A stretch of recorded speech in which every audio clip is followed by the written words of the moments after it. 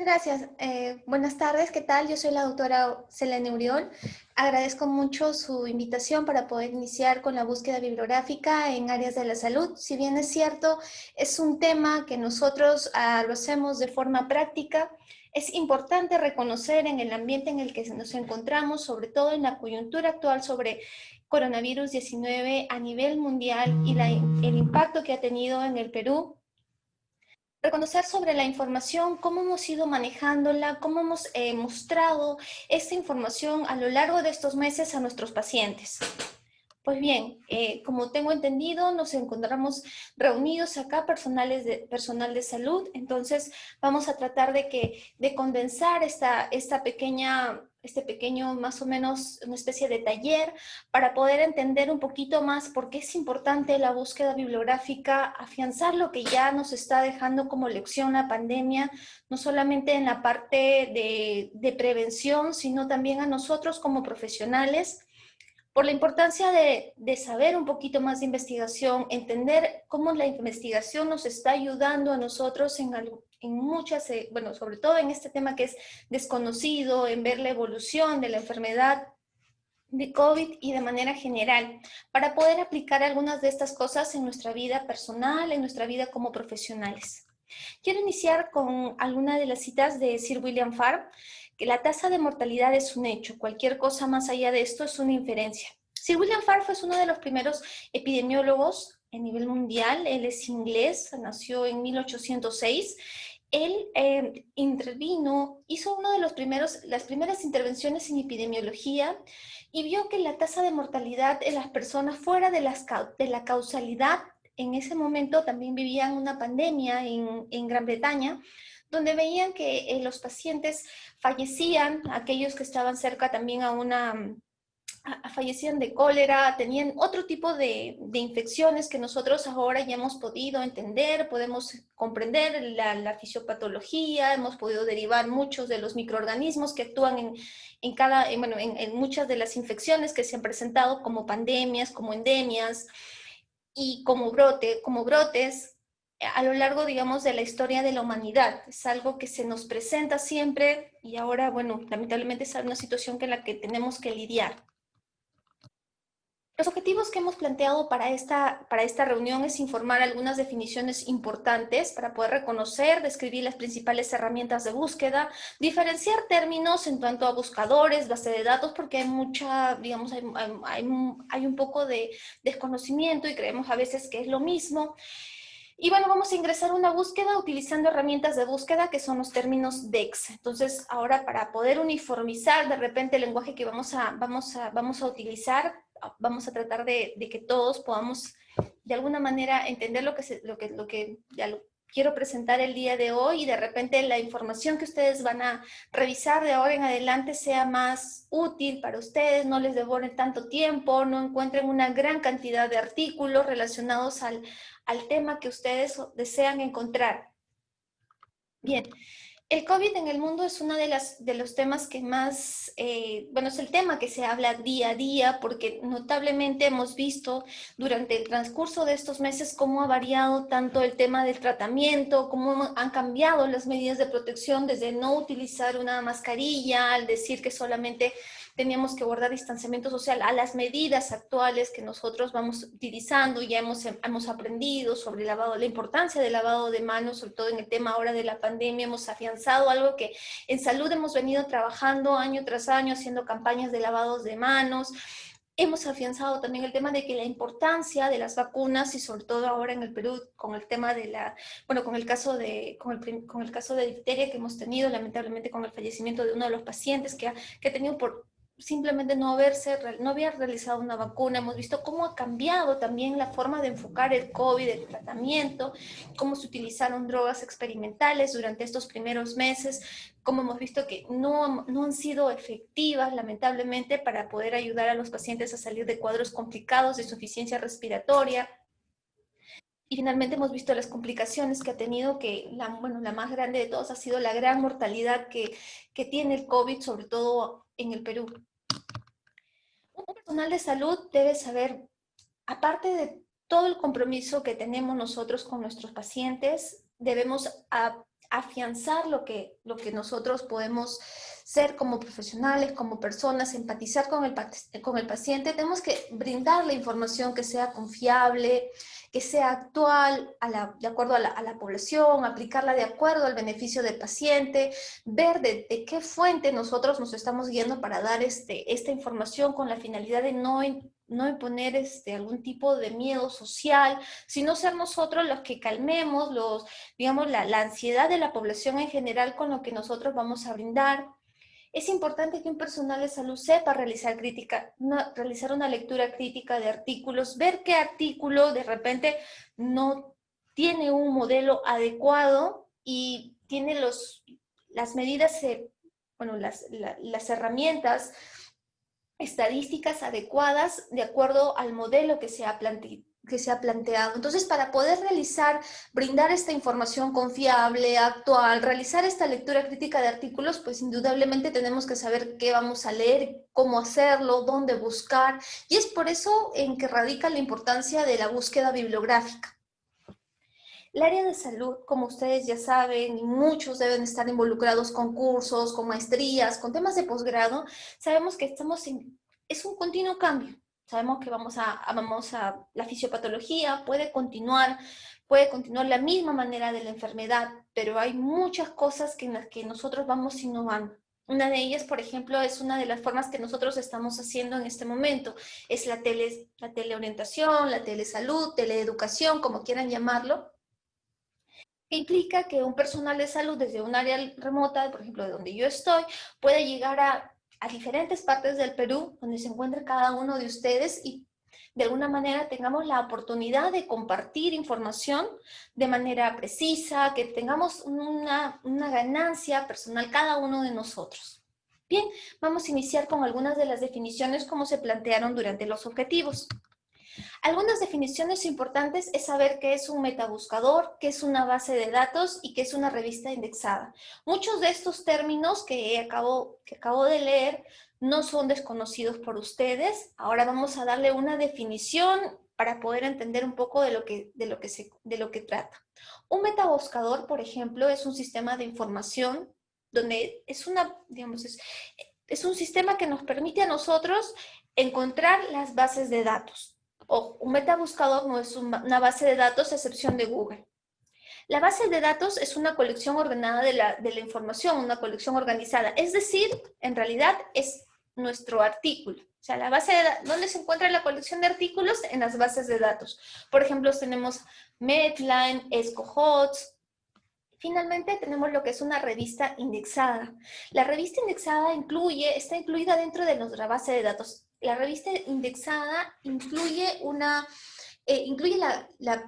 la cantidad, digamos, de impacto que va a generar esa revista en relación a los artículos que nos presenta. Hay revistas que están ahora, digamos que ahora ya son de conocimiento mundial porque continuamente tienen una reputación que han venido ganándola con muchos años, como Nature, Lancet, que son de alcance mundial y a todas las profesionales que estamos involucrados en el área de salud nos permite realizar búsquedas, tener los últimos artículos relacionados a lo que nosotros estamos interesados en saber, ¿no? No solamente a la parte médica, sino también tenemos en el área de enfermería, tenemos en el área de obstetricia. Entonces, de alguna manera, toda esa información se condensa son presentadas mediante artículos científicos a las revistas indexadas, las cuales van a formar parte de las bases de datos y nosotros vamos a acceder a esas bases de datos mediante metabuscadores. Entonces vemos cómo se va generando un orden. Espero dejarme entender. Mi artículo científico va hacia una revista indexada que tiene un alcance, digamos, si mi artículo solamente está en español, pues tendrá un alcance delimitado a las personas que lo pueden leer en español o depende de la revista en la que se encuentre indexada. Esa revista pasará posteriormente a registrarse en una base de datos. Puede estar en Medline, la puedo tener en EBSCOHOTS y finalmente, para yo poder acceder a mis bases de datos, voy a tener siempre un metabuscador. O sea, un sistema que me permita a mí buscar la información. Por ejemplo, ¿quién no ha utilizado Google? Me importa para buscar la dirección de un restaurante, para buscar, digamos, una veterinaria, para buscar un lugar a donde ir, un lugar donde tener vacaciones. Entonces, Google de alguna manera condensa, es un metabuscador muy potente, muy fuerte, porque no solamente nos sirve a nosotros para el área de salud, no nos sirve también, le sirve a los niños, a los maestros, a los ingenieros, entonces de manera general es un metabuscador muy, muy amplio. Bien, acá les presento una de las bases de datos más utilizadas, más respetadas también, que es Cochrane. Al Cochrane le pertenece PubMed, Embase, Scopus y la Cochrane Central. Digamos, es la forma en como nosotros ingresaríamos a la página web de Cochrane. Sobre todo se caracteriza, ¿no?, por mostrarnos a nosotros artículos que tienen alto nivel de evidencia científica, que eso es muy importante, como lo vamos a hablar un poquito más adelante. Bien, ahí está Cochrane. Otras bases de datos, por ejemplo, esta es una de las bases de datos que a mí particularmente me gusta mucho, que es Trip Database. Conforme nosotros vamos conociendo las bases de datos, vamos realizando nuestra búsqueda bibliográfica, nos vamos a ir dando cuenta que vamos a moldar cada una de estas bases de datos al conocerlas un poco más de acuerdo a la necesidad de nuestra búsqueda. Habrá un momento en el que Trip Database a mí no me sea tan útil como, por ejemplo, poder utilizar PubMed o poder utilizar simplemente un Google, ¿no? También tenemos NICE, que para, digamos, algunos médicos debe ser conocidas las guías NICE, que son registradas en esas bases de datos. También tenemos Google Académico. Entonces, ¿cómo hacer para entrar a Google Académico, doctora? Pues bien, ingresa a Google normalmente y luego utiliza el Google Académico. También a veces se encuentran en las pestañas inferiores el tipo de Google que queremos utilizar, y el Google Académico nos separa la información. En este punto quiero llegar a algo. El tema de poder tener bases de datos implica que como médico, como enfermera, como obstetriz, cualquier persona farmacéutica, nos permite a nosotros ver la cantidad de artículos que hay. Imagínense, hay miles de artículos y no todos los podemos leer en un solo día. Nosotros no podemos adueñarnos de toda la información. Es tan cambiante, cada día se va publicando diferentes temas, entonces hay que saber qué leer, cómo leerlo, cuál es el alcance que nosotros podemos tener para poder acceder a la información que necesitamos, y sobre todo necesitamos saber qué debemos conocer en un artículo para poder saber qué impacto pueda tener o no. Y es a lo que vamos a dirigir la exposición en este momento. Entonces, ¿qué debemos conocer de un artículo? Como les mencioné, debemos de conocer los niveles de evidencia. Los niveles de evidencia a nosotros nos permiten reconocer e interpretar el artículo del que estamos leyendo y darle un nivel. Hace unos años, este nivel de evidencia, que lo voy a presentar de forma horizontal, era dado por una pirámide. Pues bien, mientras más nivel de evidencia tenga, más fiable va a ser, o digamos, va a tener mayor impacto el artículo que yo estoy leyendo. Así tenemos 3 niveles de evidencia y van a ver por qué están registrados así. ¿Por qué? Porque vamos a ver la dificultad y la aleatoriedad que tiene cada artículo. ¿A qué se refiere con dificultad? Por ejemplo, no es lo mismo realizar una descripción de un artículo, una descripción de un caso aislado que nos puede, claro, llevar a generar, de repente a descubrir algún tipo de enfermedad, como se ha ido viendo a lo largo de la historia. Les contaré que en el caso de cuando se cuando se vieron los primeros casos por VIH en América, fue simplemente en un diario en el que aparecieron la serie de casos de estas 10 personas que habían sido infectadas y que tenían este nuevo virus que todavía no había sido aislado. Y en un periódico fue donde se registraron estos pacientes. Fue en el New York Times, donde fueron registrados, digamos, los pacientes, ¿no? Fue como una crónica del diario. No se realizó en una revista inicialmente. Entonces, vamos a ir viendo cómo estos niveles de evidencia a nosotros nos van a ayudar, ¿no? Lo que les acabo de contar es un caso curioso de cómo se presenta la enfermedad, cómo es presentada a la sociedad científica, pero normalmente tenemos estos niveles de evidencia que a nosotros nos ayudan. Por ejemplo, cuando son temas muy difíciles, son casos extraños, aislados, enfermedades raras, que no tenemos mucho acceso, no hay muchas publicaciones al respecto, utilizamos el nivel 3 de evidencia que nos permite llamar a alguien experto. Un experto es aquel que ha estado investigando a lo largo del tiempo, que tiene publicaciones, un investigador que ha estado relacionado a ese tema especialmente y tiene un cierto grado de experiencia, como le digo, ha tenido una participación constante. A él nosotros podemos llamar la opinión del experto y todo lo que ha podido publicar en relación a ese tema. En el nivel 2 tenemos la evidencia a partir de los ensayos clínicos sin asignación aleatoria, ¿no? Evidencia, tenemos lo que son las cortes, los casos y controles, tenemos también las series de casos.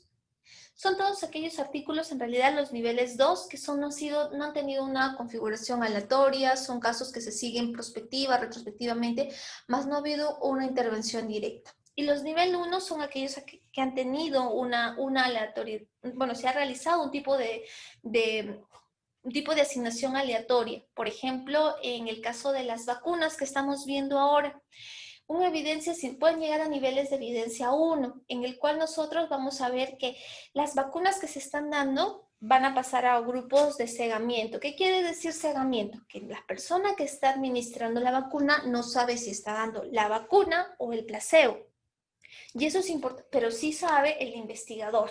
Entonces, mientras más seguimiento haya, es decir, mientras la persona no sepa que está, digamos, administrando o no sepa lo que va a dar, menor sesgo va a haber en relación a esto, ¿no? Entonces, por ejemplo, si yo fuera la persona que va a administrar la vacuna, y estoy por vacunar a mi familiar, obviamente voy a querer que le toque la vacuna, no le toque el placebo. Entonces, para no tener esos sesgos, para empezar, yo no debería ser la persona que debo aplicarle a mi familiar, la primera cosa. La segunda cosa sería, ya siendo otra persona, no tendría que saber si se trata de la vacuna o se trata de un placebo. Entonces, eso es lo que se refiere a una asignación aleatoria. Otra cosa que debemos también observar en los artículos son la validez que pueda tener. Hay tipos de validez que tiene un artículo, ¿no? Puede ser buena, moderada, suficiente.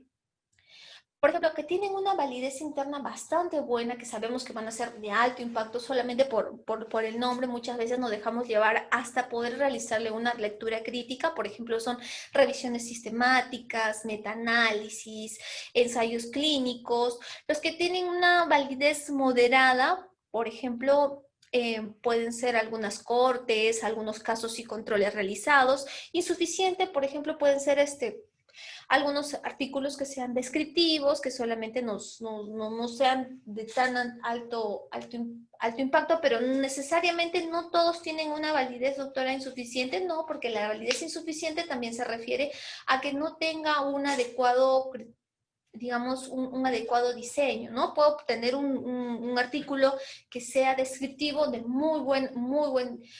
bien realizado, y no significa que su validez sea totalmente insuficiente, que sea insuficiente.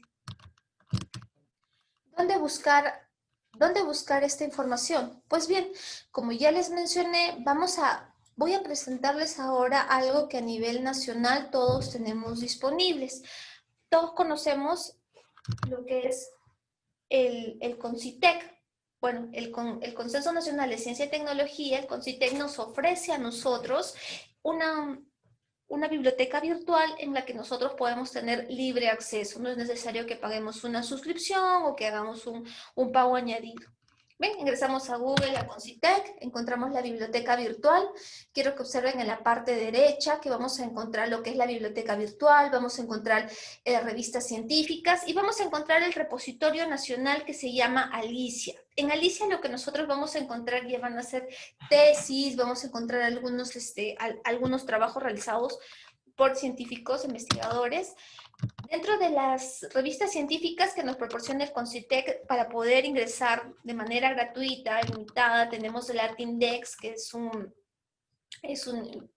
una base de datos para poder nosotros utilizarla y de alguna manera el material que nosotros encontremos ahí va a ser gratuito.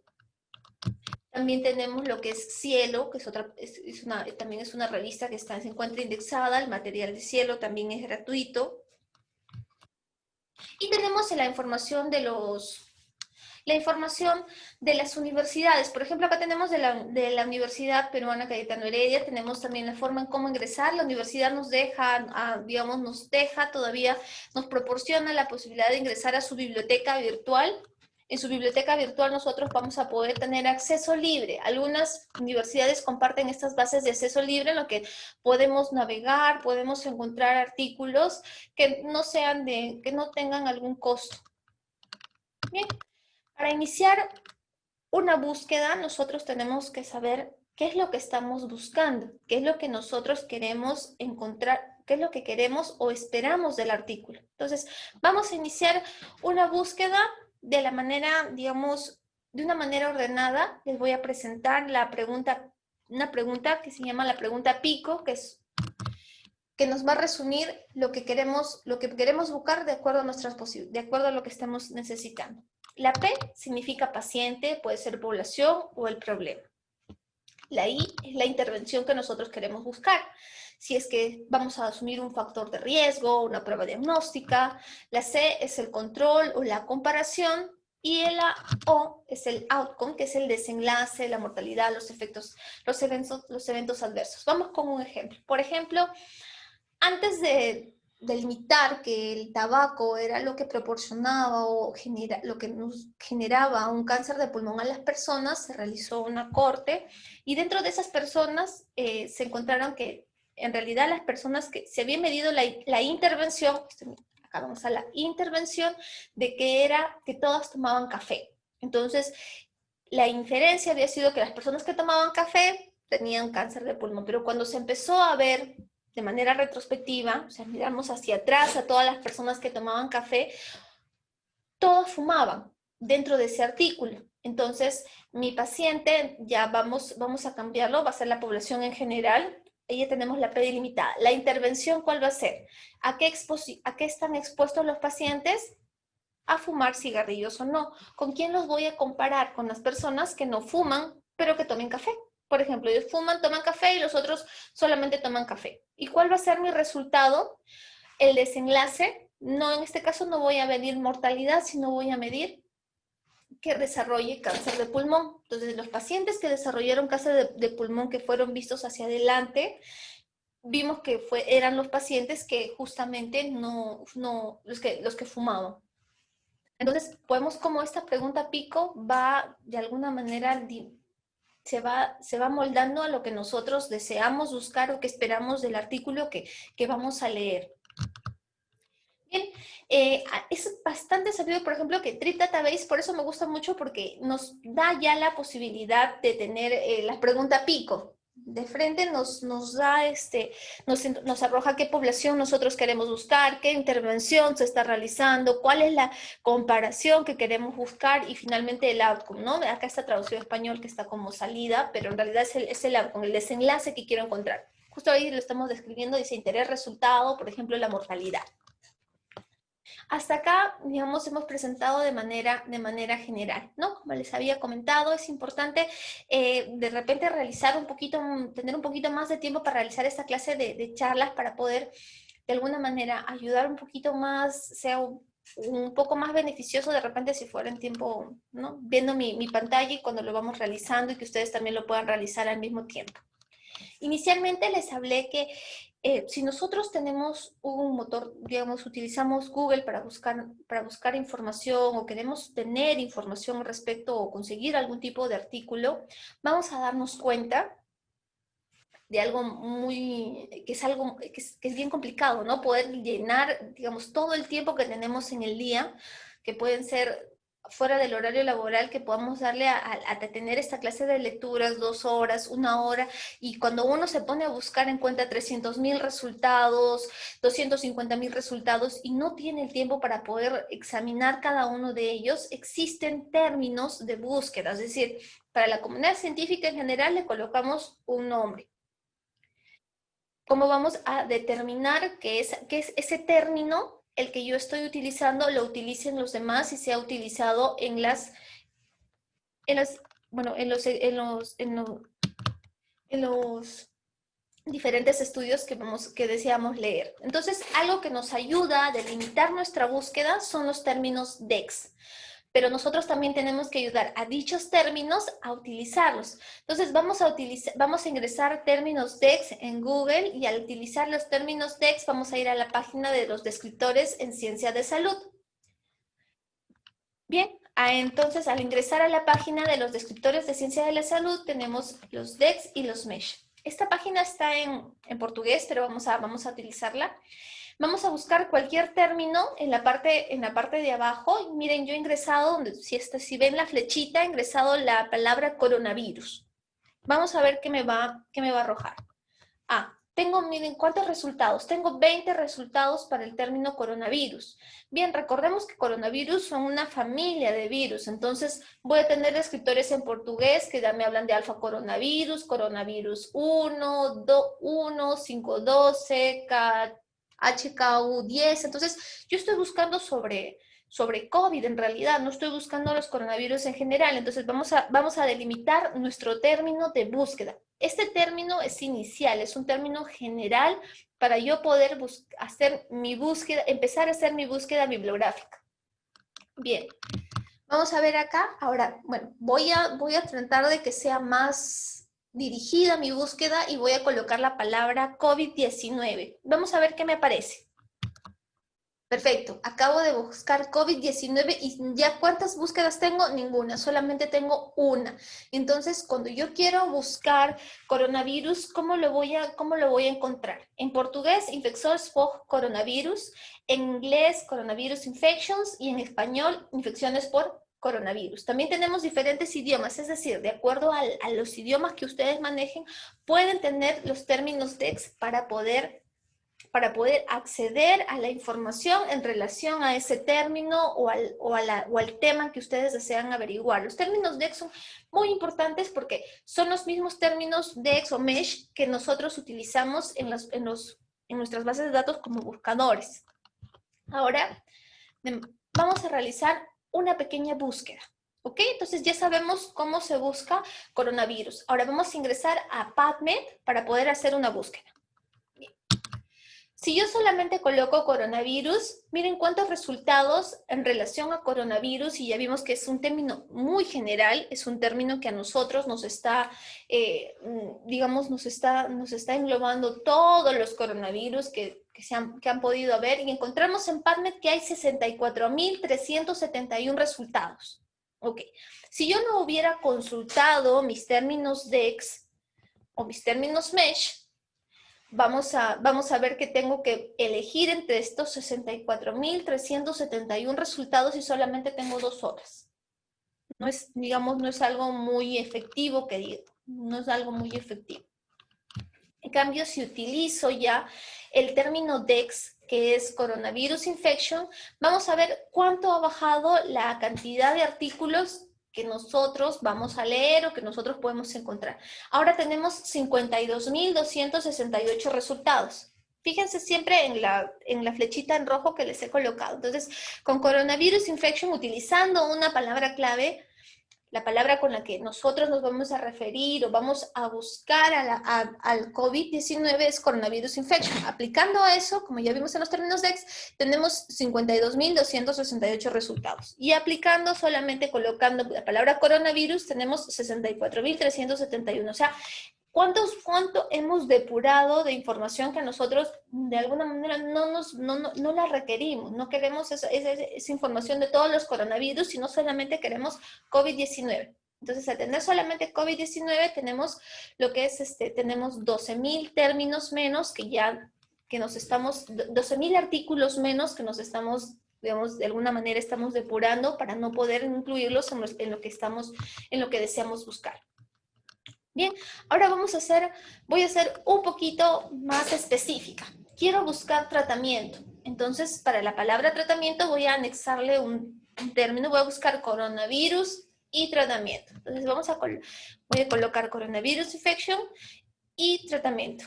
Entonces, vamos a ver cómo ha bajado la cantidad la cantidad de artículos. Miren, tengo ahora 26.668 con coronavirus infection, sobre todo lo que me hablan sobre, en general de coronavirus tengo 52.268 y ahora para coronavirus infection y tratamiento tengo 26.668. Casi la mitad de artículos ya los he depurado.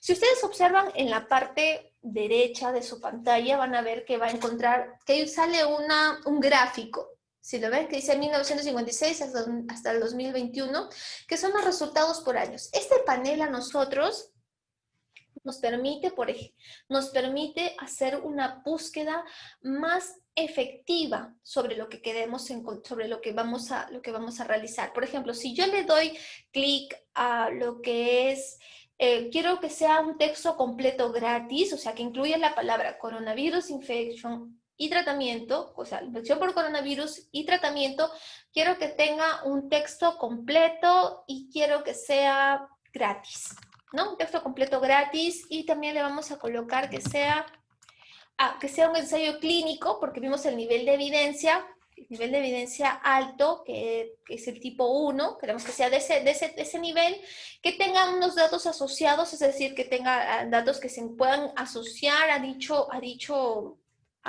artículos. Vamos a encontrar que tenemos 48 resultados. Entonces, si yo sigo de alguna manera depurando un poco más, mejorando mi sistema de búsqueda, puedo colocar si deseo, si quiero que esté en un solo idioma, si quiero encontrar, digamos, si quiero que esté en un solo idioma, si quiero que sea de algún mes específico. Entonces, esto nos lleva a ¿cuántos resultados? De 48 resultados, que digamos es un número más manejable, es un número que a nosotros nos puede permitir ver el título, ver de acuerdo, ¿no? ¿Qué es lo que me está pidiendo o no? Entonces, vamos a ver que dentro de lo que yo quiero, que son ensayos clínicos a texto completo, voy a tener, y con datos asociados, voy a tener 48 resultados. Entonces, ¿con cuántos iniciamos? Iniciamos con 64.371 artículos y estamos terminando, al mejorar nuestra búsqueda, con 48 artículos. Entonces, vemos la importancia de cómo sí se puede, de alguna manera, deslindar información, se puede tener una mejor búsqueda bibliográfica si nosotros podemos aprender a utilizar estos términos DEX para poder realizar esta clase de búsquedas. Ok, bueno, esto es lo que quise presentar para el día de hoy. Quisiera saber si hay algún tipo de pregunta por parte de ustedes, si de repente, bueno, en otra oportunidad quizás pueda ser posible, ¿no? Que ustedes también puedan revisar, tengan también la disposición de empezar a practicar, sobre todo empezar a reconocer los términos DEX, ¿no?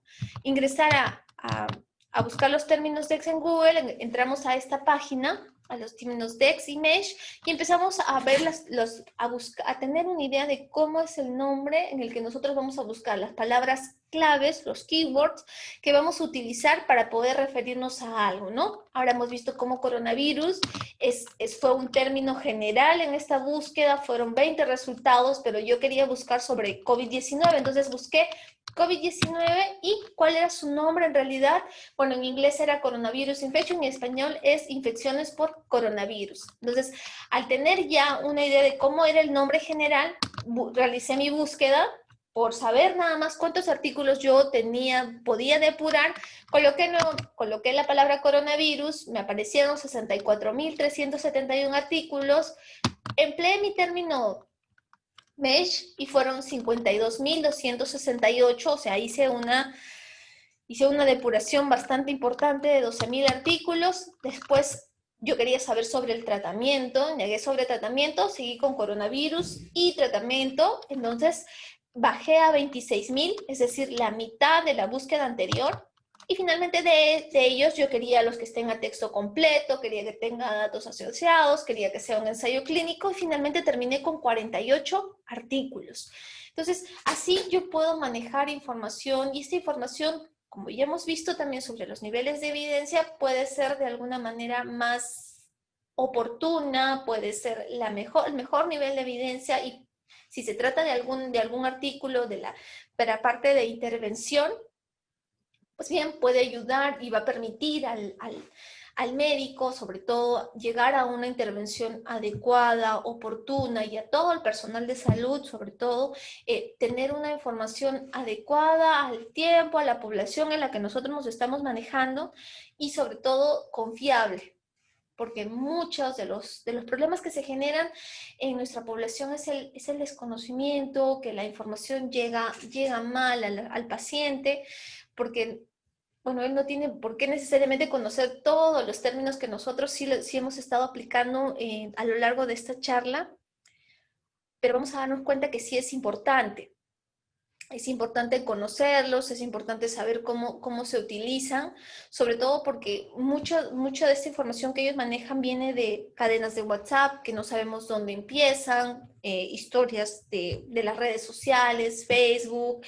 Hay gente que aprovecha y lucra en cierto momento también con nuestros pacientes y aprovecha este desconocimiento. Entonces, lo que nosotros ahí, nuestra intervención, si bien es cierto, de repente no podamos estar en grandes laboratorios fabricando la vacuna, nuestra intervención en ese momento es ayudar a nuestra población a disminuir la cantidad de estrés que está manejando, ayudarlo a tranquilizarse, a explicarle, y que tenga por medio de nosotros información que en verdad es adecuada, que es oportuna y que es válida para poderle brindar.